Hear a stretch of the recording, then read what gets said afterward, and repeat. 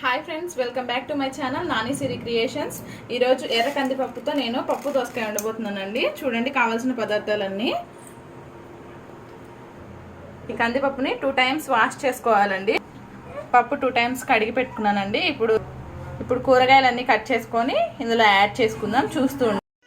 చూసారండి, కట్ చేసుకున్నవి ఒక్కొక్కటి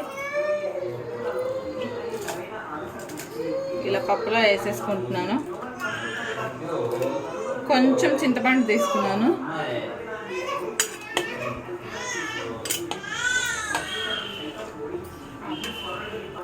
ఇప్పుడు ఇందులోనే 1 teaspoon కారం వేసుకుంటున్నానండి. మా కారం కొంచెం ఘాటు ఎక్కువగా ఉంది, అందుకే నేను కొంచెమే వేసుకుంటున్నాను. మీరు ఎక్కువ తినేటట్టు అయితే కొంచెం ఎక్కువ వేసుకోండి. కొంచెం పసుపు, కొంచెం ఆయిల్ అండి. ఇంతేనండి. ఇప్పుడు మనం కుక్కర్ విజిల్స్ పెట్టేసుకుందాం.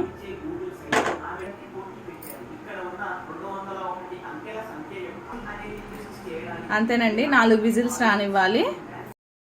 3 విజిల్స్ రానిచ్చానండి. విజిల్ తీసేస్తున్నాను. ఓకే, చూసారు కదా, చాలా బాగా కుక్ అయిపోయింది. ఇప్పుడు దీన్ని మ్యాష్ చేసుకుందాం. ఇందులో నేను రాక్ సాల్ట్ వేసుకొని మ్యాష్ చేసుకుంటానండి. ఇలా మ్యాష్ చేసుకోవాలి. ఇలా మ్యాష్ చేసుకున్న తాలింపుకి గిన్నె పెట్టుకున్నాను. ఇప్పుడు తాలింపు వేసుకోవటమే. చూస్తూ ఉండండి. తాలింపు వేసుకుంటున్నానండి. 2 గరిటెల ఆయిల్,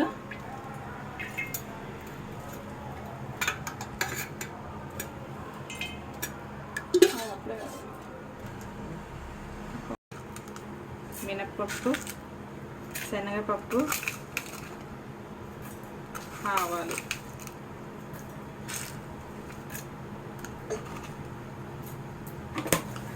ఇందులోనే దంచుకున్న చిన్నులపాయలు, 2 మిరపకాయలు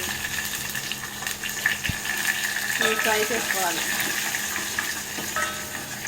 వీటి వల్ల ఫ్లేవర్ బాగుంటుంది, టేస్ట్ కూడా వస్తుందండి. చివరిలో కరివేపాకు వేసుకుందాం. కొంచెం ఫ్రై అవ్వాలి.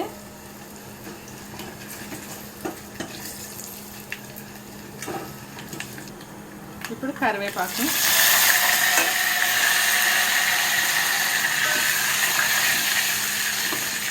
ఇందాక పప్పు ఉంది కదండి, అది ఇందులో వేసేసుకోవడమే. వేసుకొని కొంచెం సేపు పొయ్యి మీద పెట్టుకుంటే బాగుంటుంది టేస్టీగా.